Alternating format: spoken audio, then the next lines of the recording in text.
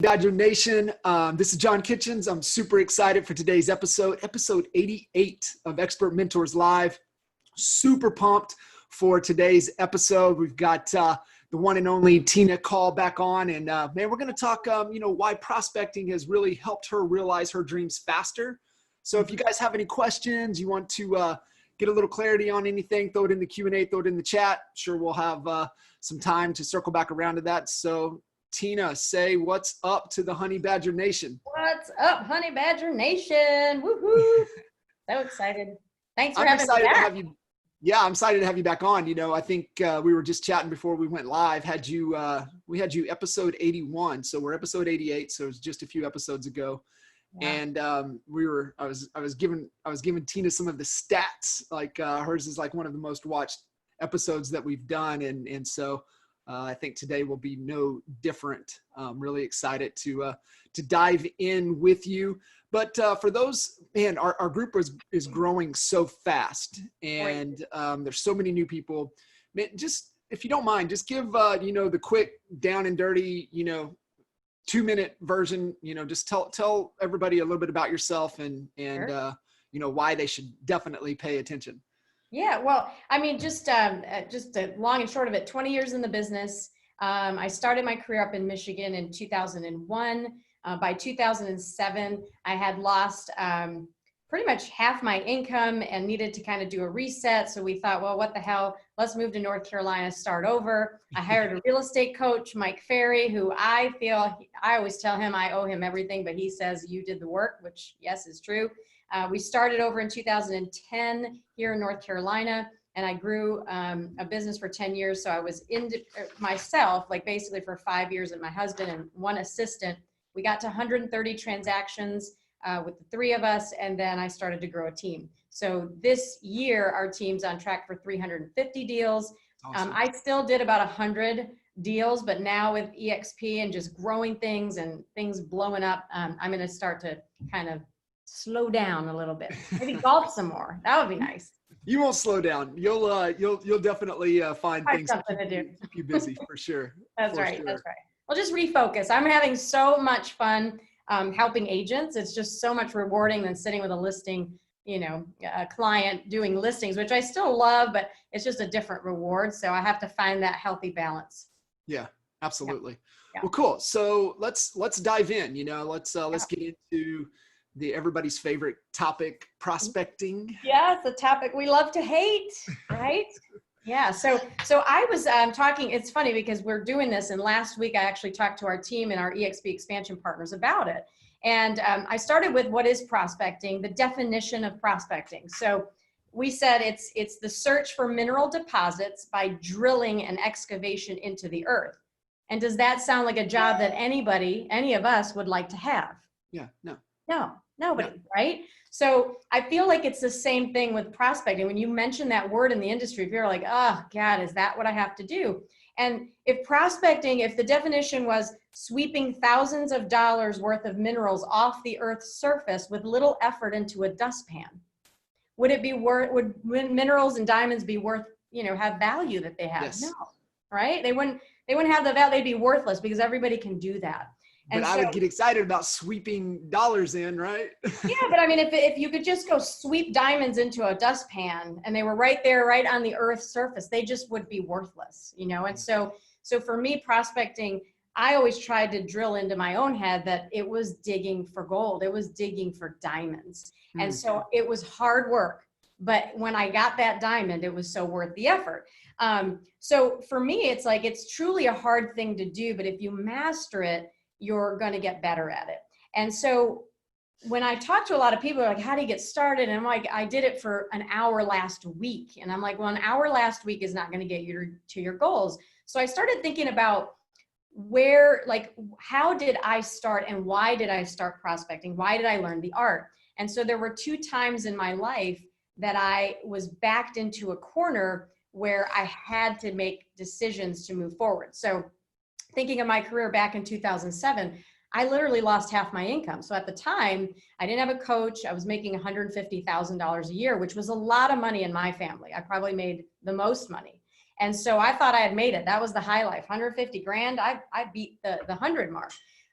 losing more than half your income. I went down to $40,000 a year. And by chance, I bumped into the top local real estate agent in our area, Bellino Bide. And everybody knew she was on track to make between $800,000 and $900,000 that year.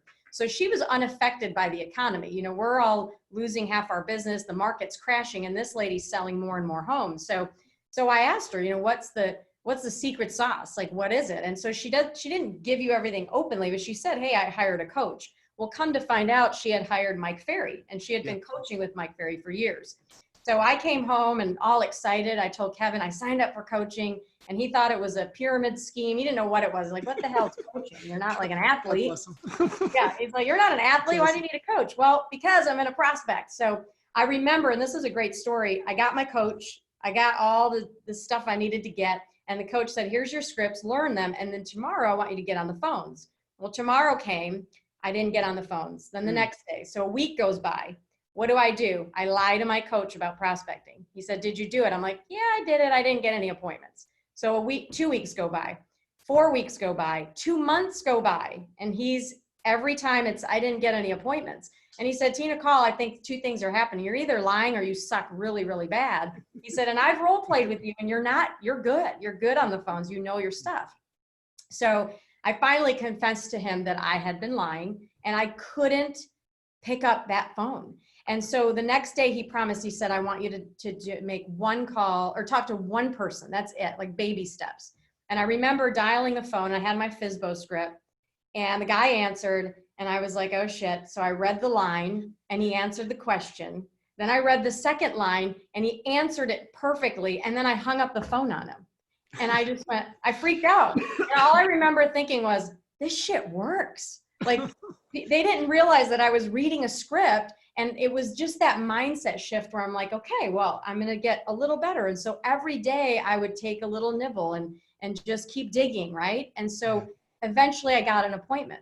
Eventually I got a listing. Eventually the belief just starts going up and you're like, okay, I got this. So even for somebody like me, that my team does not believe that I'm afraid of speaking in front of people. I was afraid of getting on the phones. I was afraid of my own shadow. And that was true.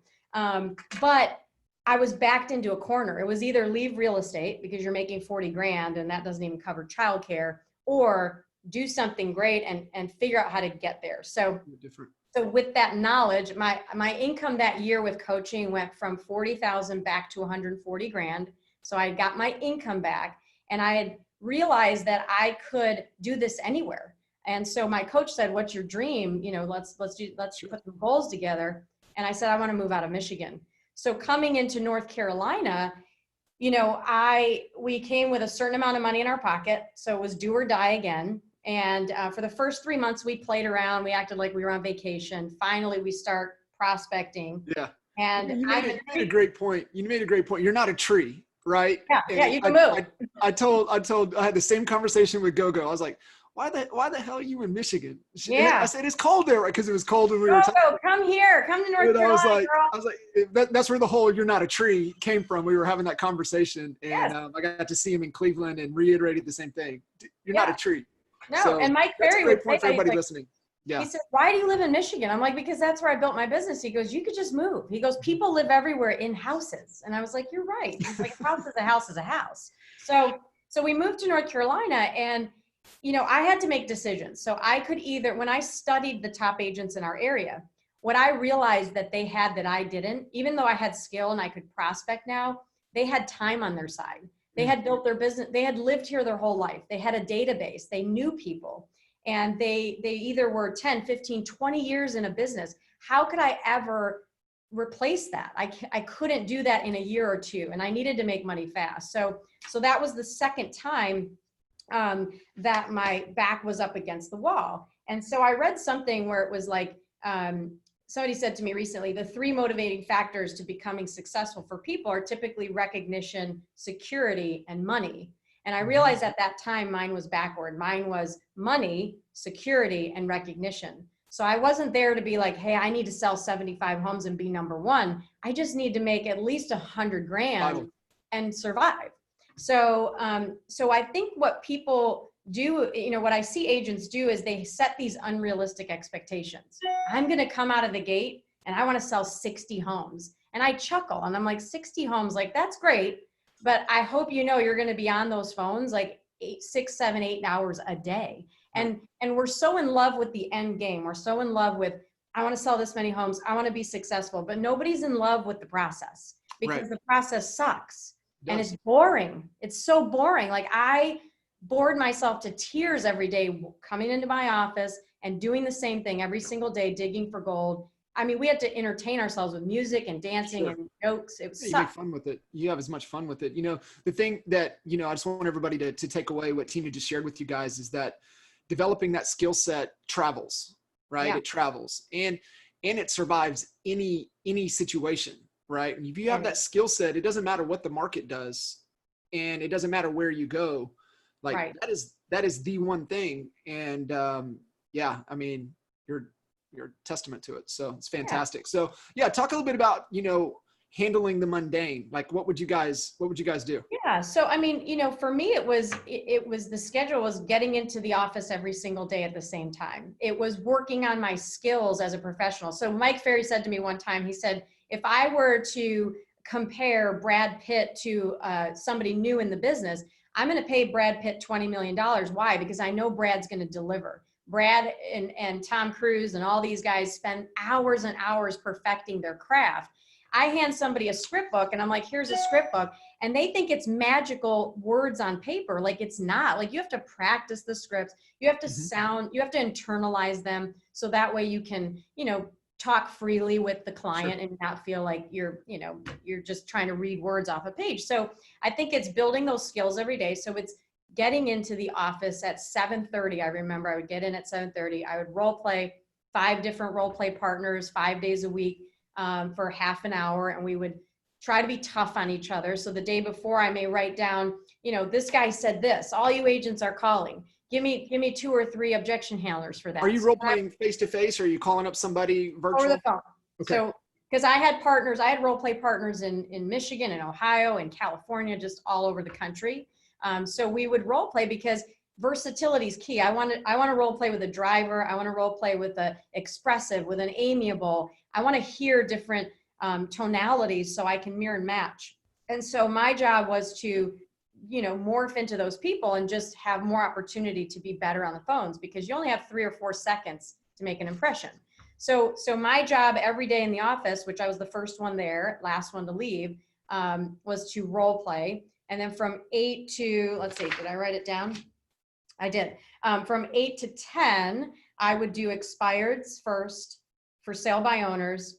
I would circle prospect, and then I would call my neighborhood. And in my life, I realized that every neighborhood I've lived in since I've been prospecting, I have pretty much paid for my mortgage with my clients that I've sold homes for in the neighborhood. So I would always prospect my neighborhood to dominate it and start there. So I've never really made a mortgage payment when I move into a neighborhood. My neighbors make it, which is awesome. Write that down, everybody listening in. That's definitely a writer downer. Yeah. So then from the 8 to 10, I would do that. I would dig for the gold, the hard part, right? That's the hardest part of the day. If you could just tackle that first, it's everything. And that's why I say this is where our dreams are made. It's the fuel for our dreams, 8 to 10 every day. And so from 10 to 11, I would do all my lead follow-up because you're going to be talking to people through that time, right? You're going to call those people back, follow up. I always like to cut it in half. So if somebody says, hey, call me in a week, I'm going to call them in 2 or 3 days. Call me in a month, I'm calling you in 2.5 weeks. Call me in 6 months, we're talking every, 2.5 months.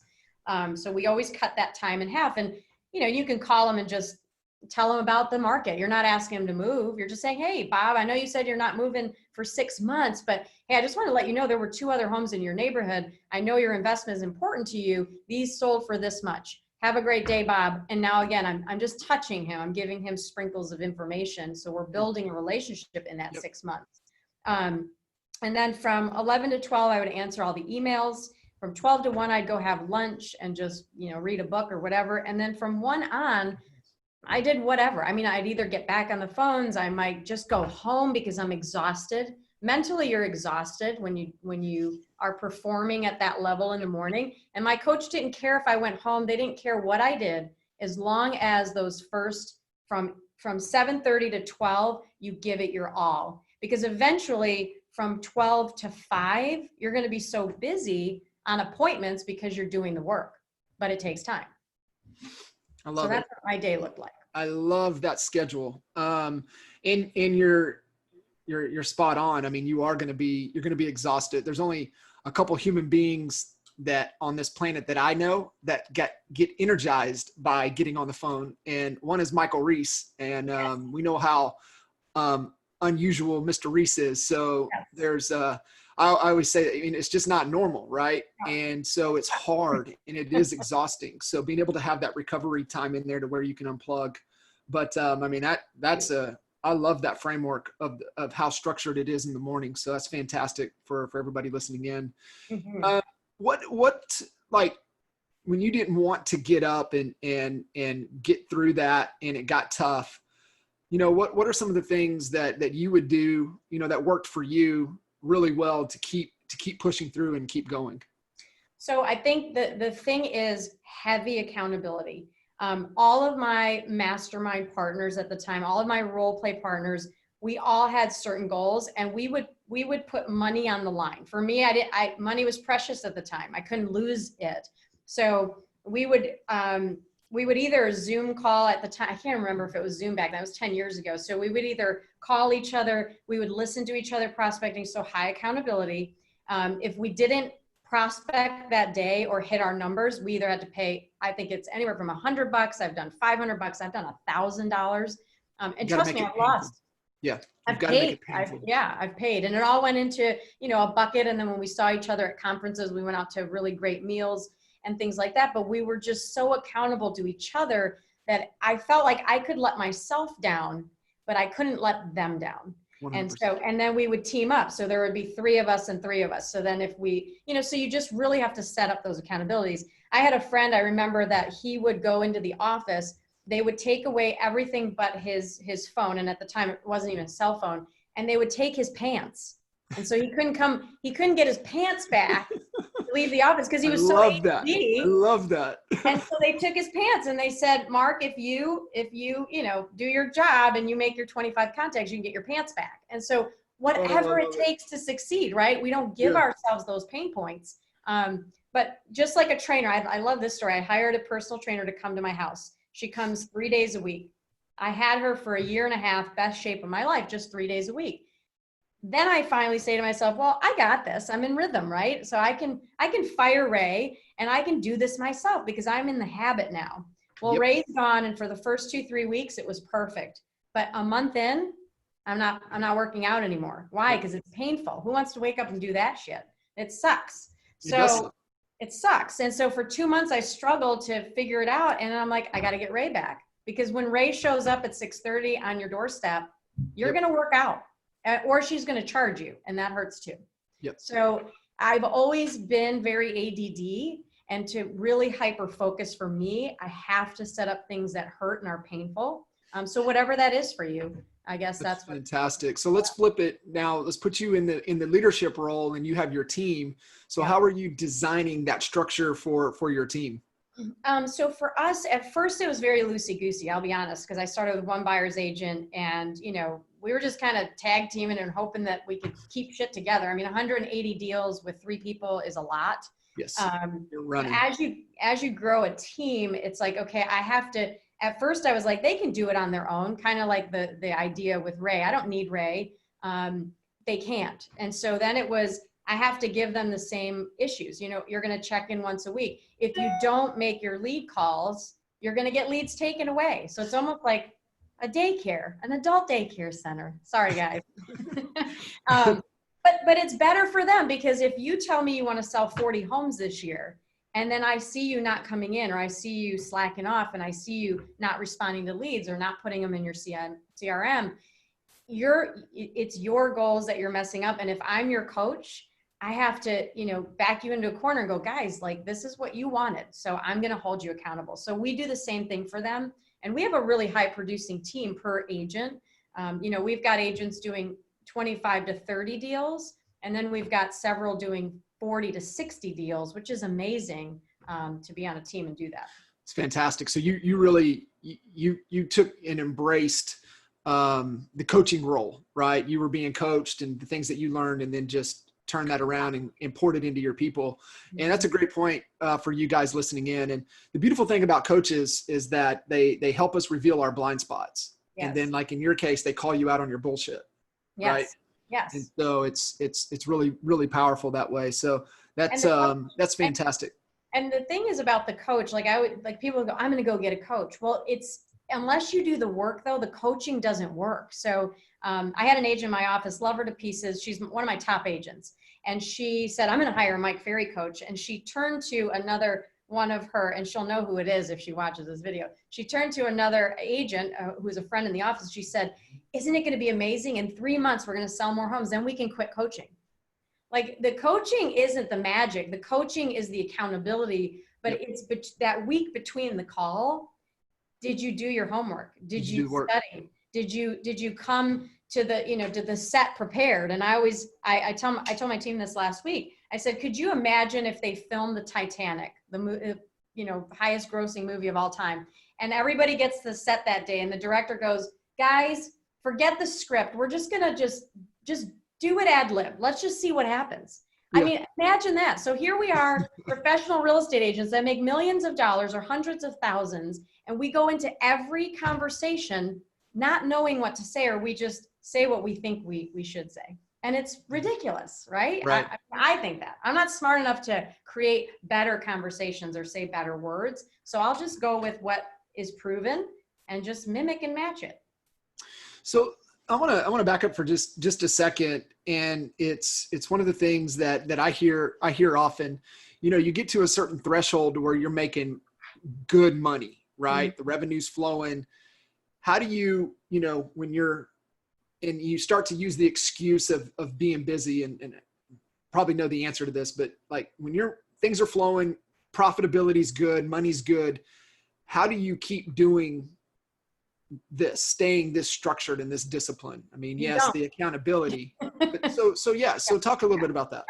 I think for me, so I've got this here, and I don't know if people can see it. So I'm going to show people this right now. I'm going to hopefully hold it up because I'm not smart enough to put slides together. It's just too hard. We're good. And this is backwards, but I'm just going to read.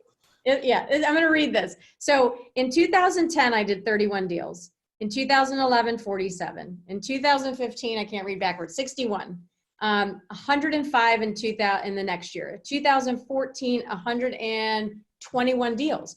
This line across here is where I started to get a couple buyer's agents. So gotcha. Now I'm not prospecting like I did these years, right? So for the first 4 years, it's hit the ground running, it's digging, but now I've found the diamonds, right? So I'm not digging as hard anymore because I have past clients to lead on. I have sphere of influence now. I have likability where people are referring me. So it got easier. So my 7:30 easily became 8 to 8:30. Now I'm getting on the phones at 9. Now I'm doing it an hour a day. So I'm just doing touch-ups. Now I have friends in the business that have prospected for 20 years, 2 hours a day. They're machines. And they have built more wealth than me because they are that dedicated.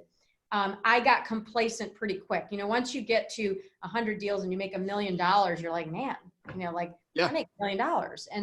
And I'm keeping 7, 8, 900,000 of it, depending on the year. So I'm living an amazing life. Why do I have to work that hard? And so you do transition to where that's why I love EXP, because every agent can't work at that level forever. There's very few that can work digging in the, digging for diamonds forever, right? Very few. And God bless them if they can do it. I knew that eventually I wanted to exchange, I wanted more time.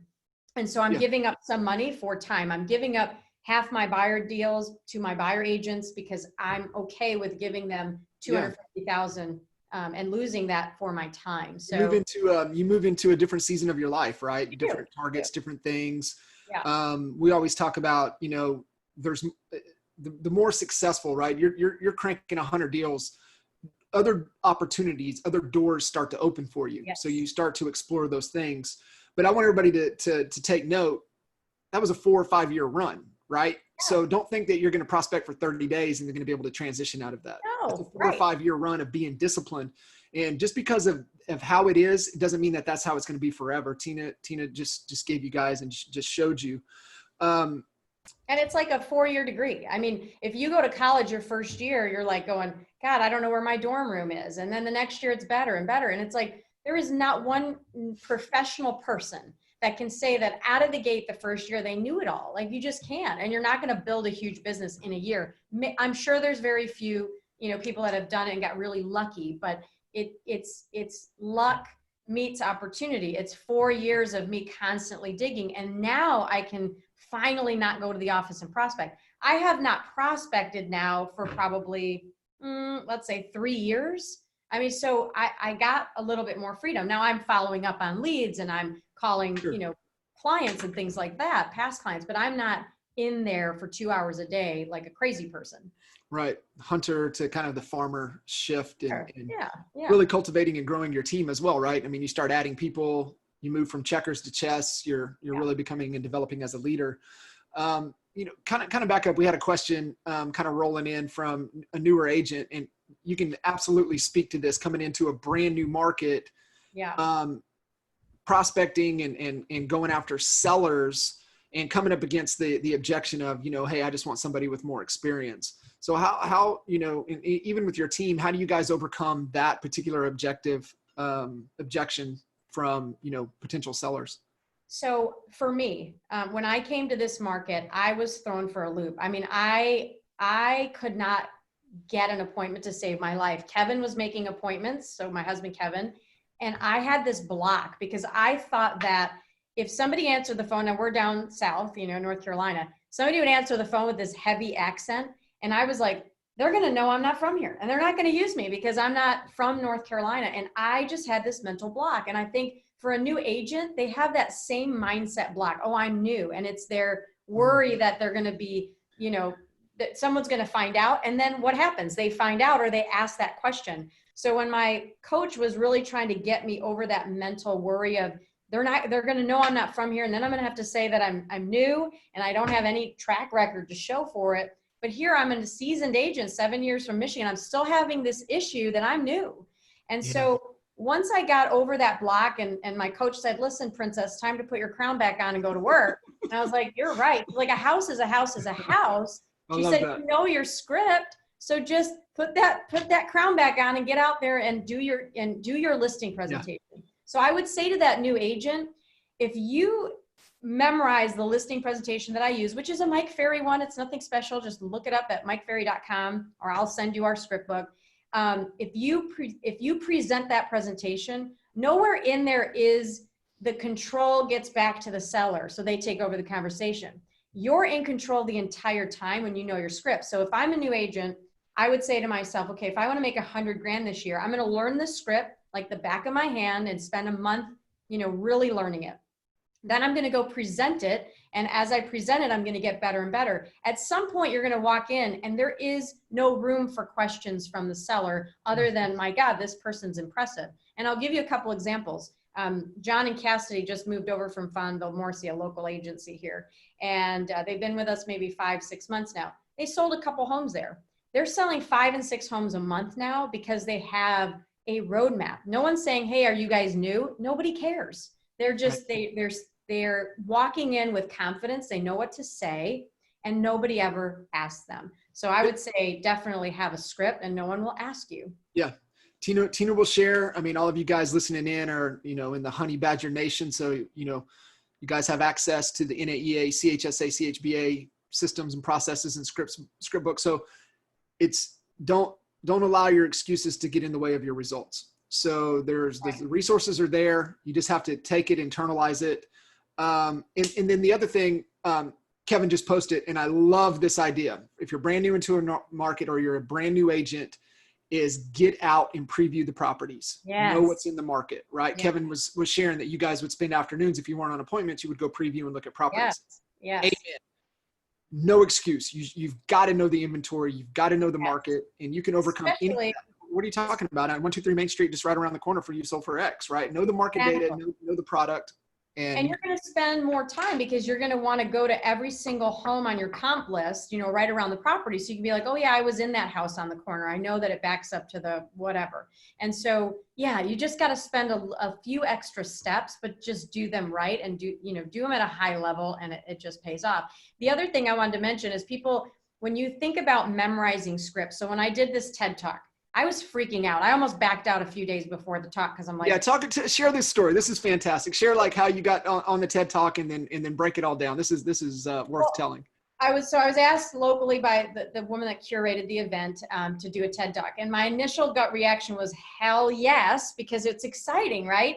But then I started talking myself out of it. I'm like, you can't do a TED Talk. You don't have a PhD. You're a freaking realtor. Like, what are you going to bring to the table with all these fancy science people, bringing in all their cool stuff. So I said yes, because this is my year. Last year was my year of yes.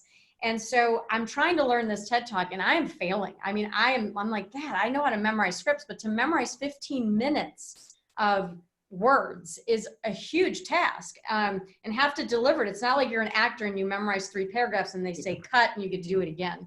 And so I learned a really cool trick that actors use to memorize scripts. So now my team is using it. So if you're going to memorize a script, you take the first sentence of the script, you read it to yourself 2 times. Then you're going to write down the first letter of every word in a sentence and use the same punctuation, right? And then you're going to read the same sentence out loud a couple times and then use the first letter of each word as a prompt. So it's almost like, I don't know what it does, but it just embeds it into your brain. And then the third time you do it, you're going to do it from memory. And so you follow that process with almost every little paragraph in scripts. And I had that TED Talk memorized probably within a week after I did that method, because I was struggling. And so there is no excuse really not to know what to say. And you can spend that time. If you want to be a top producer, you got to know what to say. I mean, that's just the reality. So that's unbelievable. So what was the TED Talk on? Oh, so the TED Talk was on how how pricing real estate helped me determine my value. And so it was just, kind of growing up, I wasn't the smartest kid in the school. I struggled at math. And I always felt like I was not good enough. So I was always devaluing myself. My parents didn't have a lot of money. We would shop at yard sales for clothes. So as a child, you're completely comparing yourself to others and you just don't feel that you have value. Well, for me, there was a few transitions in my life. And when I got my real estate license, I felt like, wow, that this is cool. I've got a real estate license. I was very proud. And then I started selling real estate. And as I was gaining my confidence, I was building that value within myself. So it's a fun little talk, but it's just kind of, that anybody can realize their dreams. It doesn't matter what your background is, as long as you have that work ethic. So. Yeah, no, I love that. That's fantastic. Michael, yeah, we'll get Tina to, when we post the replay of this, we'll get Tina to post the scripts and everything in there. And then you guys can always message Holly and make sure you got access into the NAEA, CHSA, CHBA process. Yeah. Fantastic.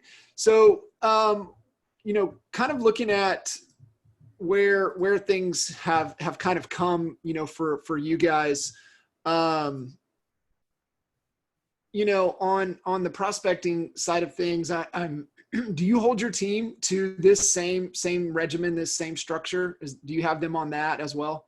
So we do and we don't. There are some people, again, I'm not going to say to somebody who wants to sell 20 homes a year that you have to grind for 3 hours a day. Like, it's just, they're not going to do it and it's not going to be fun.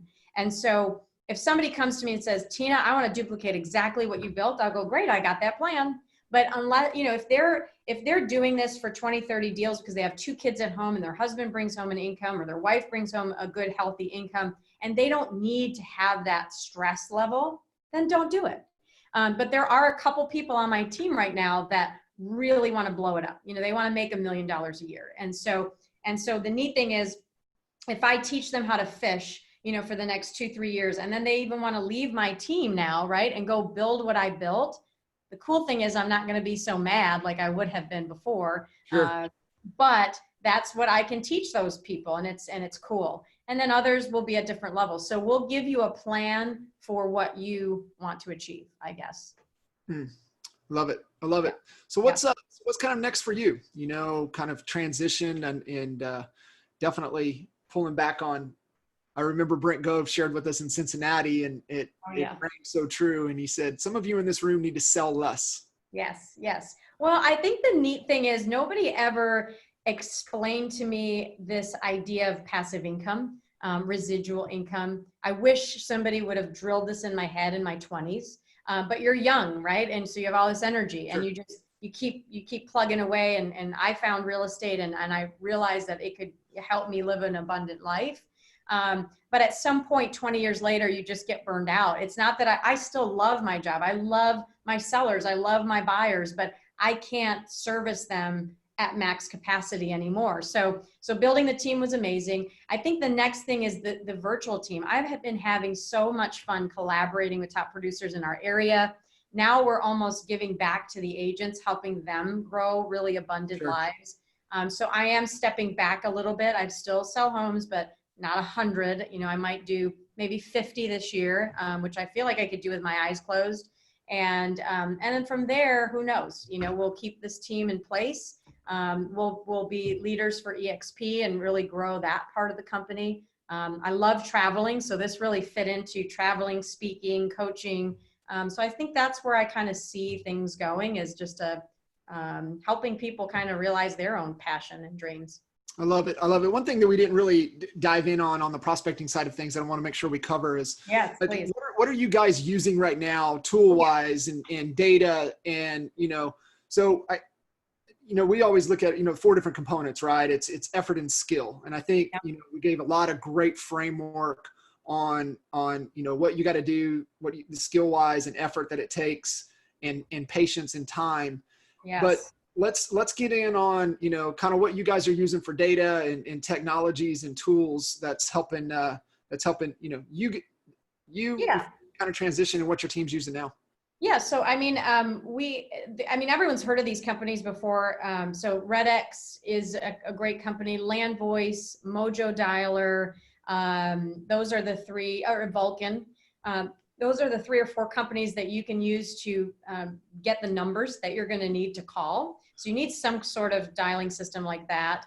And then I always tell everybody, have a stand-up desk, really stand up. To sit down and prospect is awful. So you want to stand up, you want to have a cordless headset.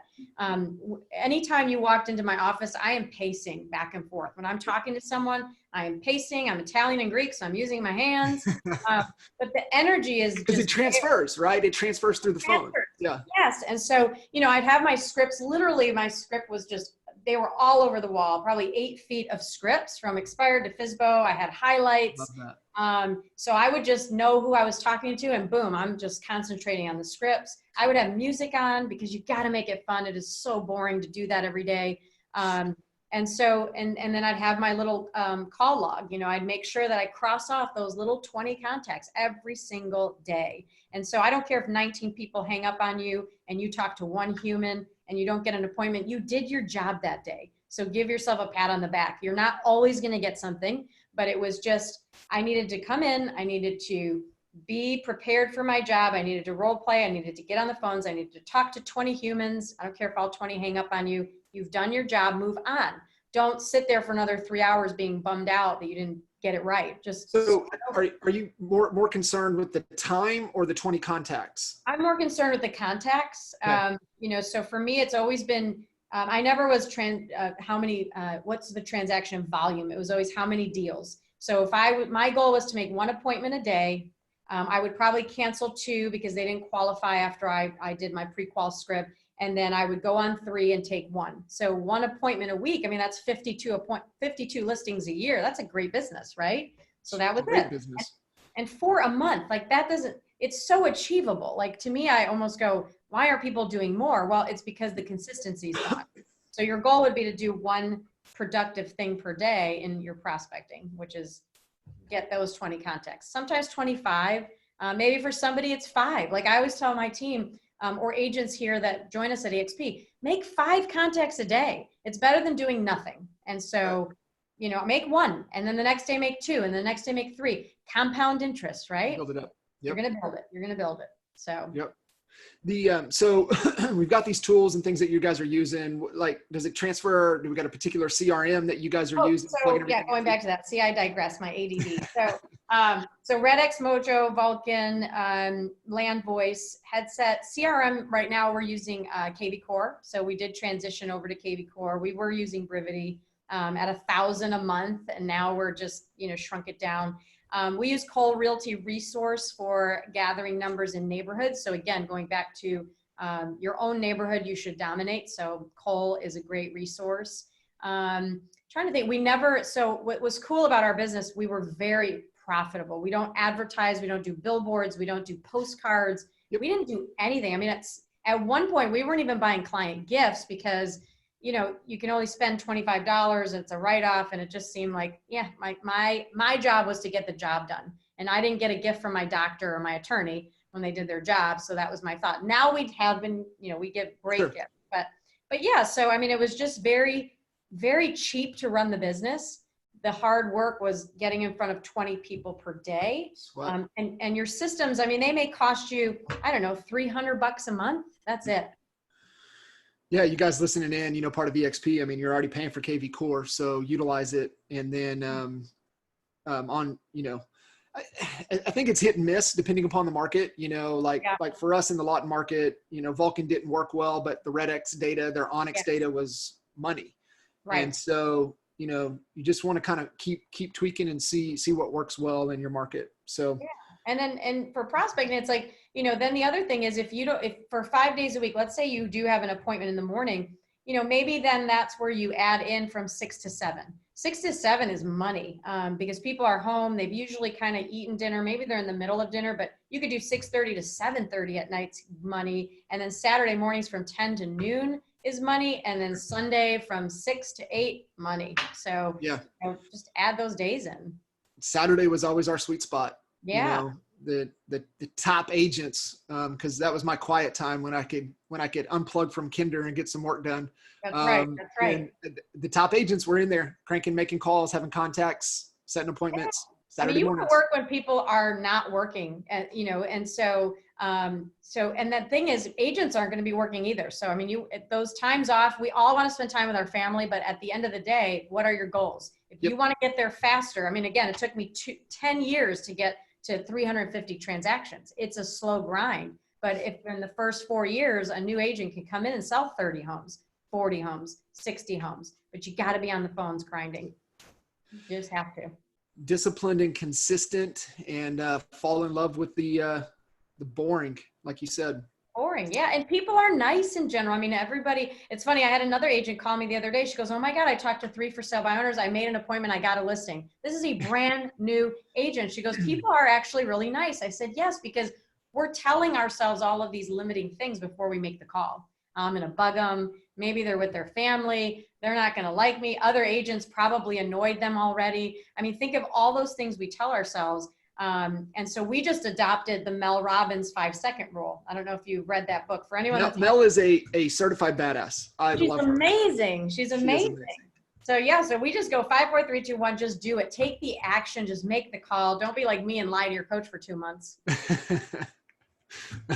Yeah, that's a great principle. Yeah. 5, 4, 3, 2, 1. What has to be done? What's next? Tina, I appreciate you. For all of you guys listening in, make sure you go back and listen to episode 81 in combination with this episode. You guys are set. And like I said, this skill set travels. It'll withstand any market. It'll withstand anything that you're doing. If you develop this muscle, it'll serve you guys from now on. And really take to heart with what Tina shared. Tina, if people want to reach out, connect with you, what are the best ways? Yeah, just tina@caulteam.com is the best email for me. So I'm always accessible. I mean, through Facebook, Instagram, wherever, you'll find me. I answer eventually. Well, I love it. And appreciate you, taking the time and really jumping on and adding value and being a true expert mentor. And that's what these episodes and this group is really all about. So thank you guys for tuning in, and make sure you guys give Tina plenty and lots of love, and also share some of your biggest takeaways. It's rewarding to kind of go through there and see those nuggets. So awesome, Tina. Thank you again, and welcome. Thank you. we'll see you guys on the next episode. See you later.